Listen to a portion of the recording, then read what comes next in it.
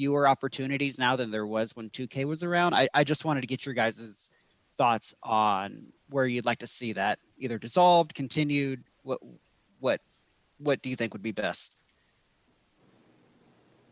I think for me, I would need to know like what us three and Robin think we would see the vision as, how it would move forward. Like what would they be involved in?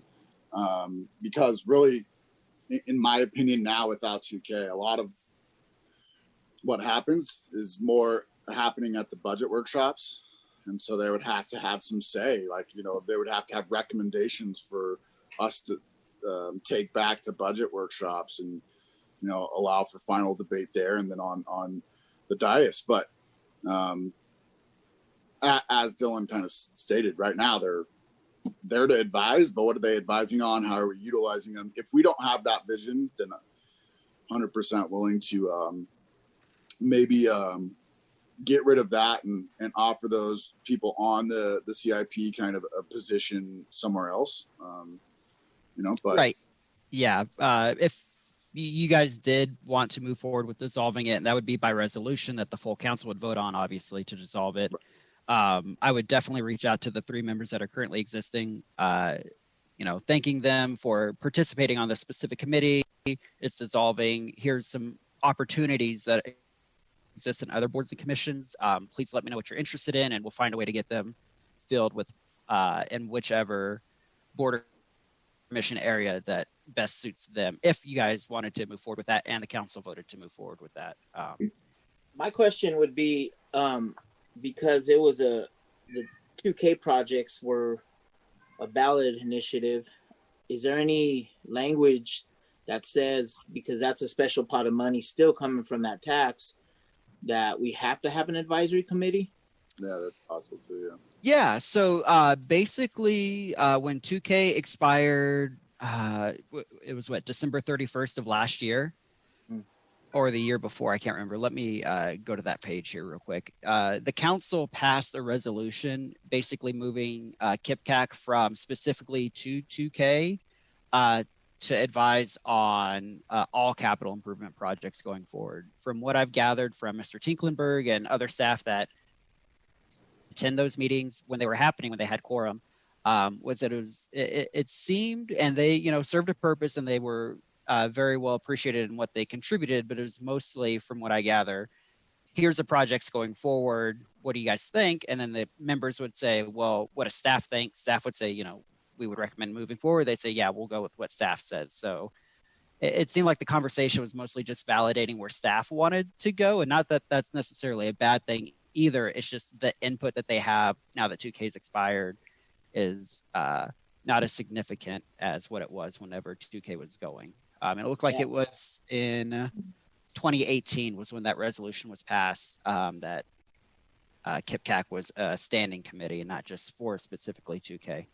Yeah, I would agree with Craig to see what the vision is. I mean, they can't even meet or make any recommendations because they don't have quorum. So I'd rather not waste people's time, and you know, and if they can't meet, you know, that's I would like to see that. And you're right, how much advice or recommendations they're going to know when it's regular standard capital projects, right? Doing a new street that we need anyways, compared to the big projects of the 2K, right?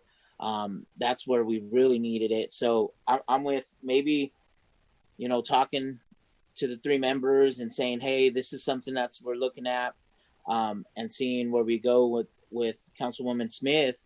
And then even I think maybe we could have a conversation with some of the other council members, because the last thing we want to do is like X the board and really look like we're not being transparent, right? I mean, that's the last thing. But I think if we do our research and our homework and we have specific examples of like, look, we have 3 members, they can't even recommend, and this was the vision before, now it's not needed because these are improvements we're going to do anyways. I think we could bring it back. I think I'm sorry, Nicole. I just think the other side of it is we have to balance staff's ability to manage all these, and we just added 2 or 3 new boards and commissions. So that's another argument for me of why we should talk to the rest of the council on getting rid of this. And I think our focus and our message would be, we're going to work on community engagement meetings on all projects, but specifically in the communities that are affecting the most. And so everybody's fairly represented at that point, if you guys would agree with that. And if we have another ballot initiative, then by all means, we'll start something like this right back up, because it supports that and there's work at that time. But my argument for the budget committee or the budget meeting is, like when we talked about the skate park, or when we talked about some of the other ideas that we all have, I mean, that has to be sold at budget committee, and that's really where that decision is going to be made. And unless you're putting an advisory status on the board, and then we all must consider that when making that discussion happen at the budget meetings, then really what are they playing that, when do they play that role of advising us? Because a lot of our financial planning is done then, and a lot of the arguments that you must make for the next year is done then. And so really it would be, you'd have like one pre-meeting or 3 pre-meetings leading up to the budget meeting, and then you'd be done. And so really that's the vision I'd see. If anything, that's really where they can have an impact with us, is talking about prioritization of capital projects before the budget meeting. That's the only thing that might help, from a citizen side, tell us what you want to see prioritized, and we'll have those discussions live on air on how we think about the budget for next year, and we'll take that as an impact on our discussion. I feel like I would rather try to get staff to focus on some of the newer committees and the diversity and inclusion commission, because I feel like those are more pressing right now. We're advertising for SIPCAC. We're not getting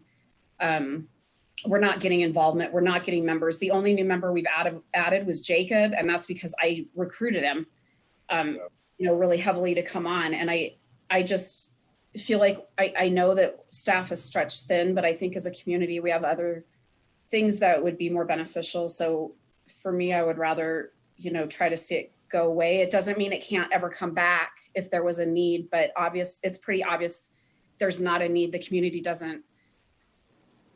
So that's the direction I would go.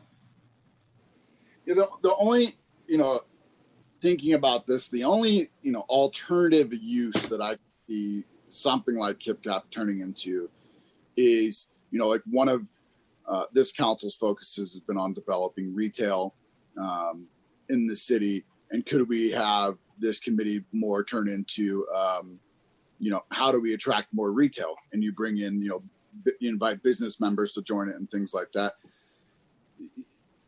That's the only thing I would like to, if we were to change, and try to build this back up without 2K, that's kind of how I would see it going. But I mean, not sure it would retain the name KipCAC. You might as well cancel this one and start, a retail recruiting commission, or whatever you would want to call it, a name that fit the idea better. And so, I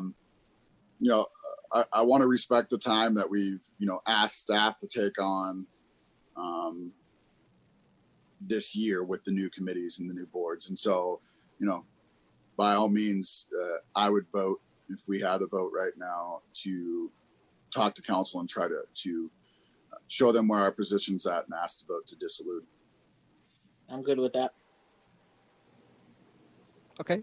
So what I'm gathering from this discussion is that the committee at this point, minus Councilmember Smith, who's not in attendance, would be to discuss with the full council the possibility of dissolving the committee as it stands, with the caveat that if there's another ballot initiative or another need in the city, that it could be stood back up, it could be recreated, a different commission with either a similar or slightly different focus could be created at that time. So what I'll do is I'll talk with Troy, see how he'd like me to go about this, possibly either a study session item before the resolution goes to the full council, or presenting the resolution at a regular meeting under resolutions with the full presentation, and then allowing for council discussion then. But unless I am misunderstanding, I think that's the step that I'll take forward. If anybody wants to correct me or disagree with me, free to take that direction as well. Oh, I think you got it. Alrighty. Second item, the virtual interviews that we had last month. I just want to get your guys' feedback on if you like that format during the pandemic, if you want to proceed forward with this next quarter of vacancies and interview advertise like we normally would and interview for a full time, or just do it on an as applied basis. How did you guys like those virtual interviews? I liked them. I think for what we have to do right now, I think they would work. Hopefully in the future we could go back to our regular interviews. But as of right now, I think we just continue. And the only recommendation I would say is if we could not have such a gaps, if we could just say, hey, I got this one, like go down the line, that way we get them done. The gaps are always, the time off, but I think they serve the purpose right now. And once we're clear to go back, we go back to our regular. I don't think we should do them ongoing. I think we need we've created that process and the structure of quarterly, and continue them now that we could do them virtually. I think we could do quarterly again, and that way it's just the same process that we created 2.5 years ago. That's my opinion. I agree with Jose. I want to keep them the way that they are. I want to keep them quarterly. I don't mind the Zoom, but when we're able to go back to regular, I would definitely rather go to in-person. That's how I feel about everything right now. I'm dealing with it. Zoom's fine, but when we can go back, I'd much rather face to face. So, yeah, I like the consistency, and quite honestly, I'm past the initial shock of what's happened in this, and I really want us to, as best possible, continue to operate as normally as we can.